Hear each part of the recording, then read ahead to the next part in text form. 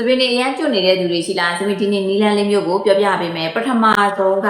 သပင်ဒီရဲ့စံသားတွေဆိုလို့ရှိရင်အရန်အားနေနေလို့ဘာကြောင့်အားနေနေလဲဆိုလို့ရှိရင်သပင်ရေဆိုးဆိုးကြီးတွေနဲ့အချိန်မှဆိုလို့ရှိရင်ဘီးတွေနဲ့ဒီလိုမျိုးအရန်ဖိချတဲ့သပင်တွေရှိလိမ့်မယ်ပုံမှန်သပင်ရှုပ်တယ်ဆိုလို့ရှိရင်အရန်ဖိချတာမျိုးတွေရှိတယ်စီမလိမ့်ပါမလိမ့်နဲ့နှိမ့်စင်တဲ့အမြပြစ်ထားပြီးတော့သပင်တွေရှုပ်ပွားနေကအမြဲတမ်းထုံးဖက်ထားတဲ့သပင်တွေဆိုလို့ရှိရင်လေသပင်အရန်အမြစ်တွေကအားနေနေတတ်ပါတယ်နံပါတ်1ဘာလို့ရမလဲဆိုလို့ရှိရင်သပင်ဥယေပြအစီအနှစ်တွေကအားနေနေတာကိုကဒီဥယေပြားကိုကျန်းမာအောင်လုပ်ပေးတာမျိုးဥယေပြားကိုတေချာလေးတန့်စင်တာမျိုးအာဟာရပေးတာမျိုးလိုအပ်တဲ့ဗီတာမင် E တွေဗီတာမင်တေချာလေးလိမ့်ပေးတဲ့အရာမျိုးတေချာလုပ်ရလားပေါင်းစည်းတွေတေချာသုံးရလားလိုအပ်တဲ့အာဟာရတွေဥယေပြားအစီအနှစ်တွေပေးရလားဆိုတာကိုတေချာလေး view site ပေးရမယ်နံပါတ်3က stress အရန် stress များတယ်ဆိုလို့ရှိရင်လည်းဇမျိုးတို့အဆင်မပြေဘူးသပင်တွေကျွတ်တတ်တဲ့အကြောင်းလို့ပို့ပြီးတော့ view site ရမယ်နံပါတ်4ပို့ပြီးတော့သပင်အာဟာရလုံလောက်မှုဖြစ်အောင်ကိုယ်သပင်ကအရန်မာကြောနေတဲ့ထူးထူးကြီးဆိုလို့ရှိရင်ပျော်စေးသုံးပေးတဲ့ရင်သုံးပေးရမယ်ပေါင်းပေးတဲ့ရင်ပေါင်းပေးရမယ်အစီအနှစ်တွေတေချာလေး hair coat တွေနဲ့